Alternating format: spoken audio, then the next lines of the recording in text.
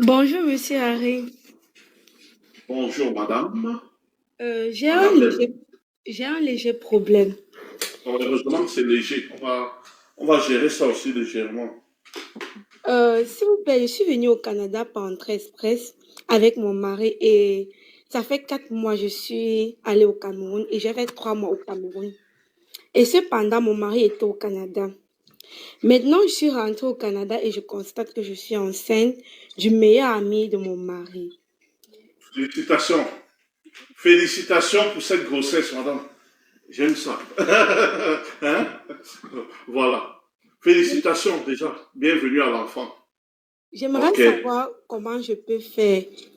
Mon mari et moi, on a acheté une maison ici et je voulais demander comment je peux faire pour parrainer l'ami de mon mari et il vient ici, on se marie. Votre, votre part là est compliqué. Hein? Hein? Hein? Votre part là. Ok. Donc, si je comprends bien, pour me résumer, vous avez parrainé le meilleur ami de votre mari. Reprenez en quelques mots. Bon, je Vous me êtes suis... venu comme résident permanent. Hein? Oui, par entrée express. Par entrée express. Vous sortez avec le meilleur ami de votre mari. C'est Oui, ça. oui. Ok. Par la suite, vous êtes rentré au Cameroun, en Afrique. Vous êtes rentré en Afrique. Je suis restée avec l'ami de mon mari et Oui. du Oui, coup, vous je êtes suis rentré tombée en enceinte. Afrique et vous êtes revenu tomber enceinte alors que vous êtes marié, n'est-ce Oui, pas? oui, Ok. Ok. Donc maintenant, vous vous demandez quoi? Comment vous allez faire? Le meilleur ami au Cameroun et en Afrique, c'est ça? oui. Le mari est déjà au courant. Vous vous Non, séparez ou il non, n'est pas pas au courant? encore. Il n'est pas Ok. encore. Est-ce que vous allez vous séparer? C'est ça que je demande, que je peux faire, parce que j'aimerais bien que le père de mon enfant soit pas loin de moi. Mon enfant soit pas loin de moi.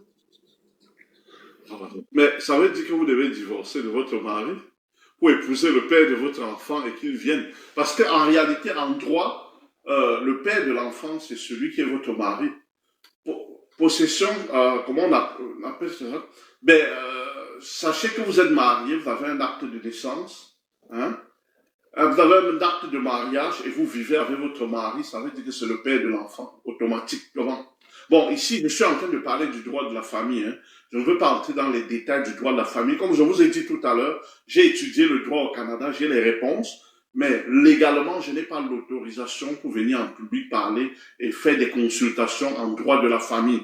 Même si je connais, parce que je suis consultant et non avocat. Comme je vous ai dit tout à l'heure, un consultant ne doit parler que d'immigration, pas, pas du droit de famille et des autres. Donc, mais ce que je vous dirais en 2 mots, c'est que félicitations pour le bébé qui vient.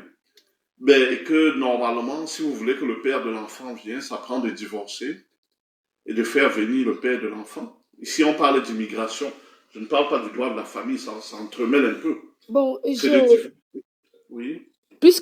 on a acheté une maison ensemble ici, je ne sais pas si je chasse mon mari actuel de la maison, est-ce que ça pourrait poser un problème sur le parrainage de mon nouveau mari? Bon, ça, vous êtes en train de me faire tomber dans la faute, là, les avocats vont venir me frapper. J'ai les réponses, peut-être en... Les amis, est-ce que vous avez écouté cette histoire qui fait vraiment qui est une histoire à dormir debout? C'est vraiment incroyable ce qui se passe au Canada dans les couples. Vous imaginez une histoire comme ça où vous êtes avec une femme et là, bam, elle rentre au pays, elle revient avec une grossesse de votre meilleur ami. Ça, même en rêve, c'est compliqué à avaler. Eh bien, voilà une histoire vraiment que je dirais à dormir debout. Et plus tard, quelques années plus tard, lorsque cette personne, cette madame-là, va se retrouver confrontée à un dilemme, elle va dire que c'est le Canada qui est mauvais. À travers cette histoire, on peut facilement comprendre que il y a des couples qui font juste voiler ou bien montrer une partie donc de leur vie à l'autre personne. Quand je veux dire l'autre personne, à l'autre partenaire. Est-ce que cette madame-là, elle est sûre que le monsieur qu'elle veut faire venir au Canada, qui est soi-disant le père de son enfant actuel, elle est sûre que ce dernier va rester avec elle pour toujours, une fois au Canada? Si elle a été capable de tromper son mari légitime avec son meilleur ami et de surcroît espérer faire venir ce dernier là au Canada, elle est sûre que une fois sur place, le monsieur va toujours rester avec elle. Est-ce que derrière l'idée du monsieur, ce n'est pas seulement de venir au Canada, que la femme le fasse venir au Canada? Parce que le problème de beaucoup de couples, c'est vraiment cette tendance-là à garder la cohésion. Peut-être parfois, c'était pas un couple, on va dire, normal.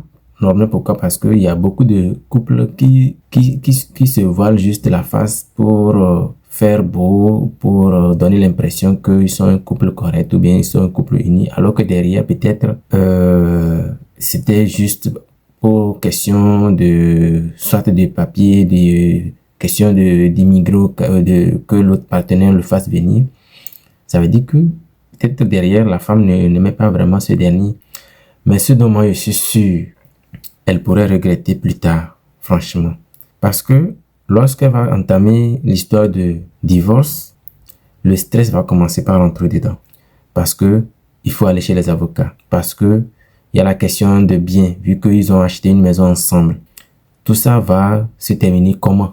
Et la question à laquelle moi je me pose surtout, le monsieur qu'elle veut soi-disant amener au Canada, elle est sûre qu'une fois sur place, ils vont toujours rester ensemble? Moi, je suis pas sûr, hein, parce qu'il est prouvé que si, depuis le pays, tu es avec une personne, vous avez vécu là-bas pendant longtemps, vous étiez déjà en couple avant d'arriver au Canada, vous avez plus de chances de rester ensemble que si tu prends carrément, si tu vas au pays, tu reviens carrément avec une personne avec laquelle vous n'avez pas eu une relation assez longue.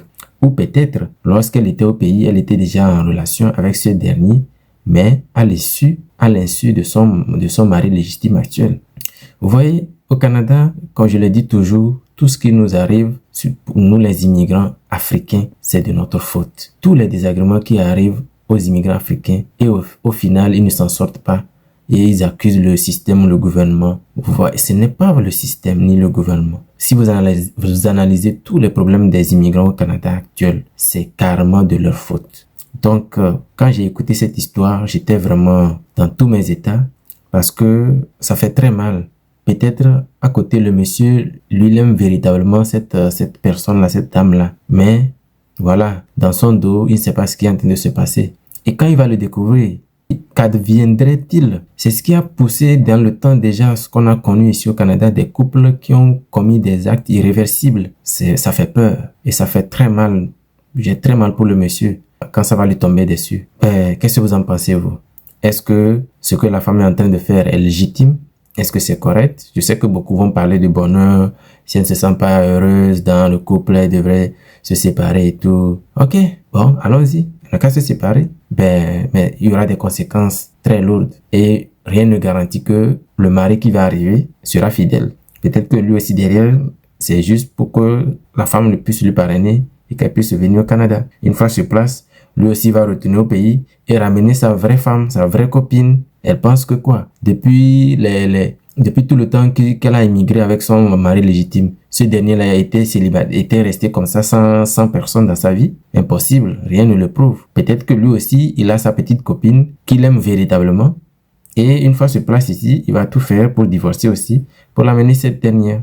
Je ne sais pas ce que vous en pensez, mais c'est vraiment ce genre de situation qui freine l'essor de notre communauté africaine au Canada. Lorsque je suis tombé cette vidéo, j'ai voulu partager avec vous et vraiment partager mon ressenti et avertir vraiment les couples qui sont au Canada de voir ce qui se passe et de tirer des leçons pour que cela ne puisse pas arriver. Dites-moi ce que vous en pensez dans les commentaires. C'était Christophe Samaru. On se retrouve dans la prochaine vidéo. Salut.